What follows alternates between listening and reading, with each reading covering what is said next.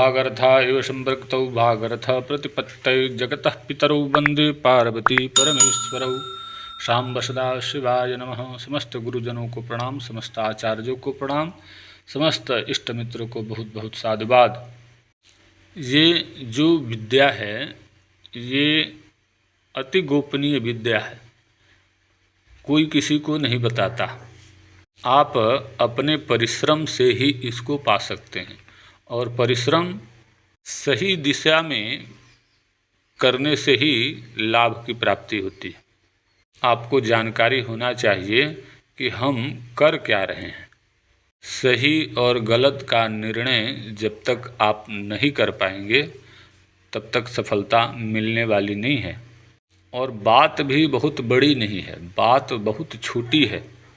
गणित का सवाल बहुत लंबा चौड़ा होता है, लेकिन उसका जो सूत्र होता है वो बहुत सूक्ष्म होता है।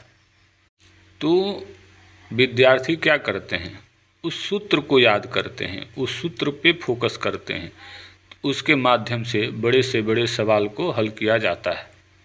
यूँ तो काफ़ी लोग प्रैक्टिकल करके अनुभव जुटाते हैं, लेकिन उसमें आपको नुकसान झेलना पड़ता है।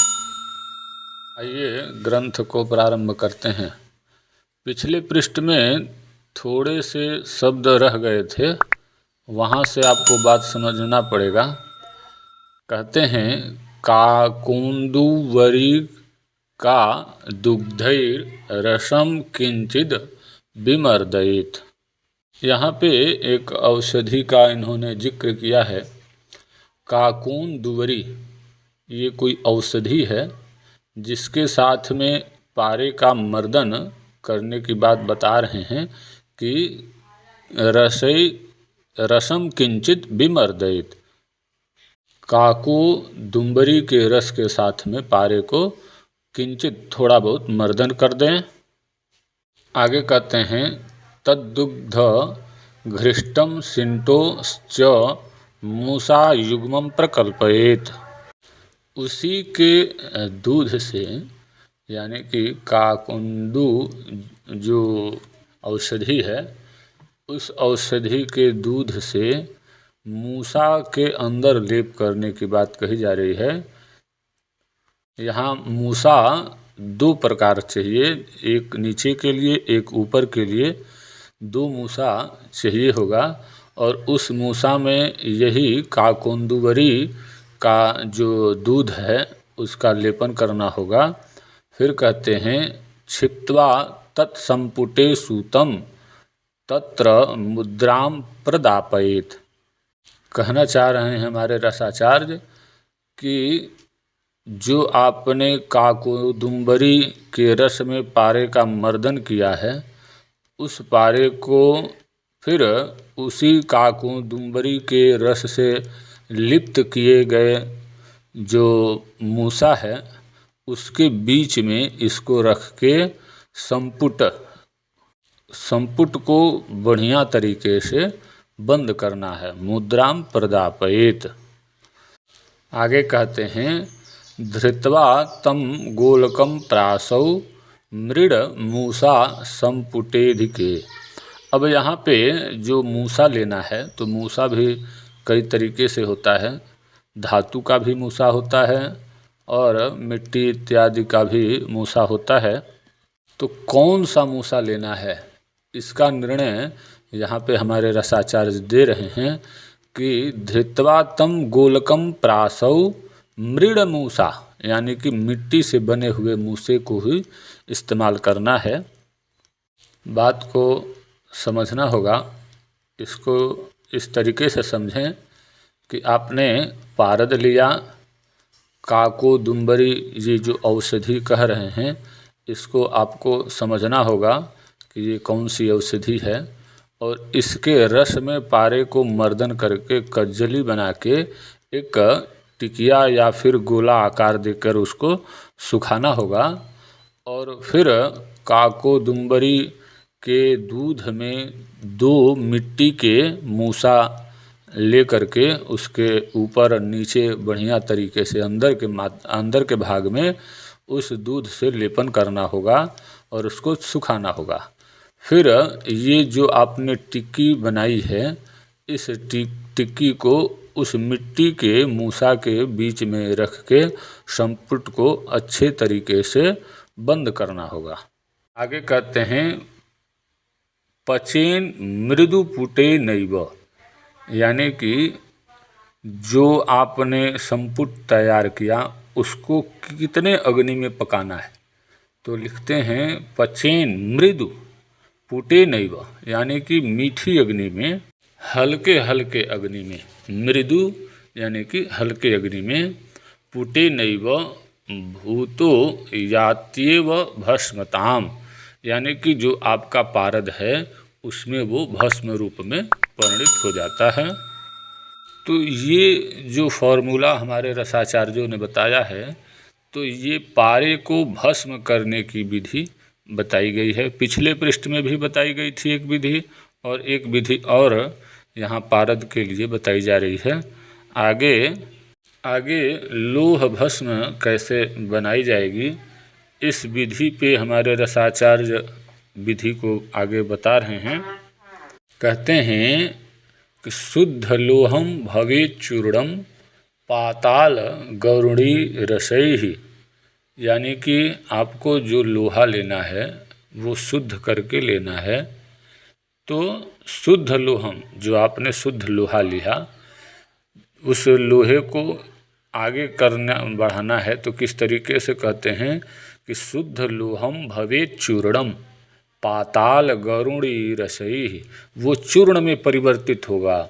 जो आपने शुद्ध लोहा लिया है, जिसका आपने बुझावा करके शुद्ध किया है, उसको आगे भस्म रूप में यानी कि चूर्ण रूप में कैसे करेंगे।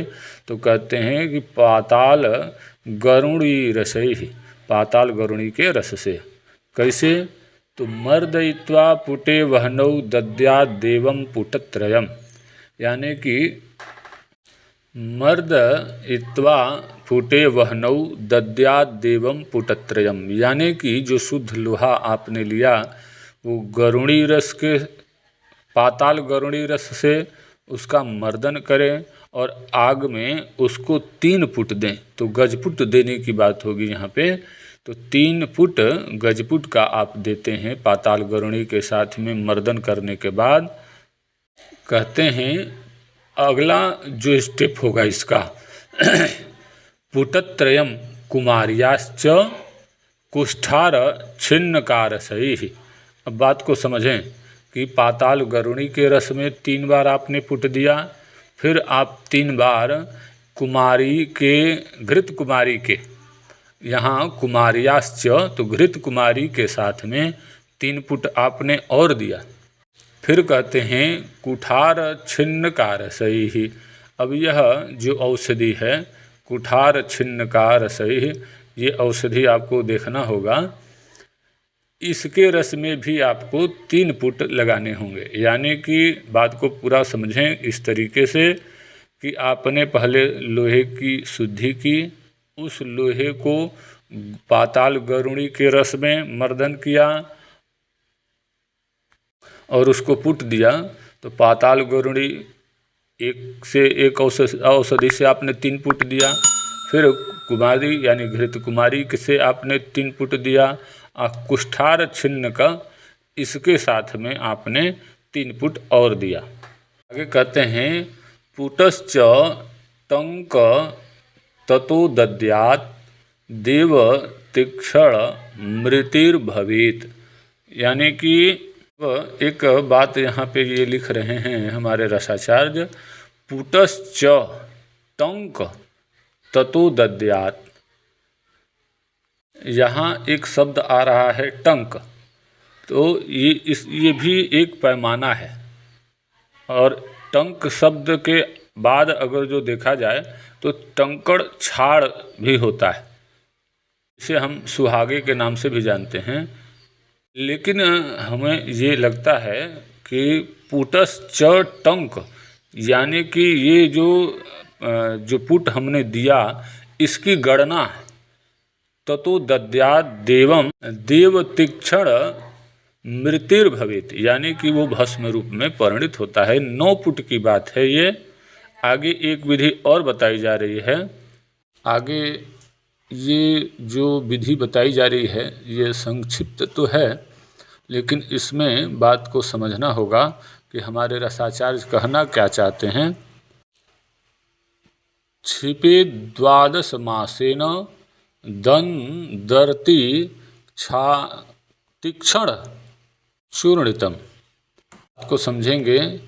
कहना चाहते हैं क्षिपेद यानी कि डालकर, 12 मासेन 12 महीने तक, दर्द यानी कि हिंगुल, तीक्ष्ण यानी कि लोहा, चूर्णितम ये यानी कि हमारे रसाचार्य कहते हैं कि दर्द यानी हिंगुल को लोहे के चूर्ण के साथ में भावित किया जाए, प्लावित किया जाए। कितने दिन तक? तो 12 महीने तक उसको नींबू के रस में ही डालना होगा, क्योंकि यहाँ जिक्र नहीं है कि किस रस में उसको प्लावित करना है, तो यहाँ नींबू का रस ही लेना होगा।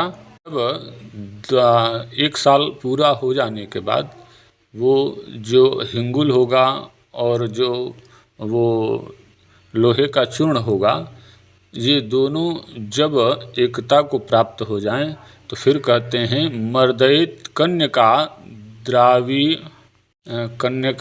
द्रवी याम युग्मम ततः पुटेत।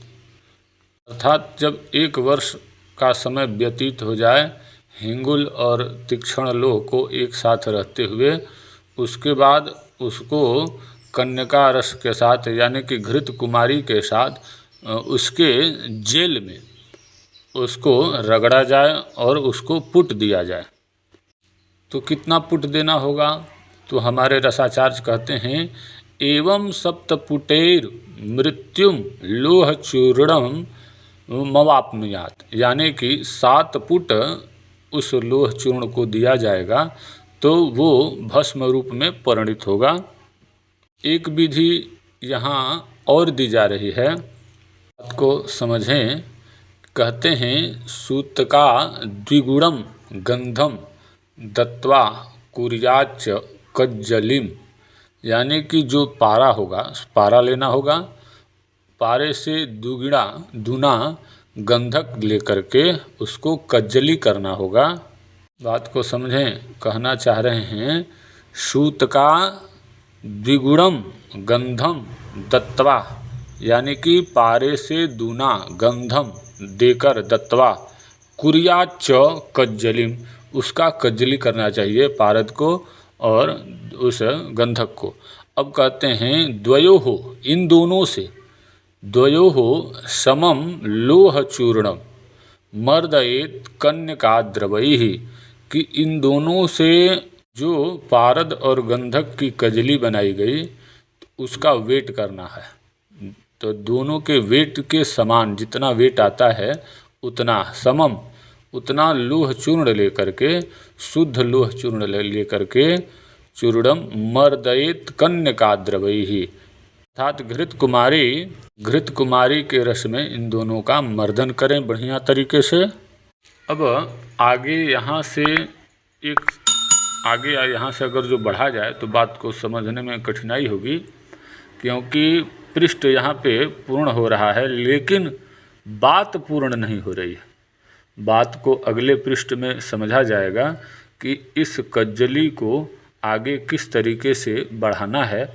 आपको हम अगले पृष्ठ में दिखाते हैं, आपको पढ़ाते हैं। आप लोग चैनल पे बने रहें, चैनल को सपोर्ट करें, सब्सक्राइब इत्यादि करते रहें ताकि हमारा मनोबल गिरने न पावे। हम अन्य भी ग्रंथों को इसके बाद लाने का प्रयास करेंगे। समय अभाव होने के कारण ग्रंथों को आप तक पहुंचाने में समय लगता है। हम पूरा प्रयास कर रहे हैं कि आपको बात समझ में आ जाए। यूँ तो काफ़ी लोग आप लोगों को इधर से उधर भरमाने में लगे हैं। खैर, आप अगर जो बुद्धिमान होंगे तो ग्रंथ को पढ़ के आगे बढ़ेंगे, क्योंकि ये ज्ञान ही ऐसा है कि कोई किसी को देता नहीं है। यानी कि पिता पुत्रस्य न दीयते, पिता जो है पुत्र को भी नहीं बताता। लेकिन आप जब ग्रंथ पढ़ेंगे तो बात आपके समझ में आ जाएगी और आप कामयाबी को पा लेंगे। तब तक के लिए हर हर महादेव।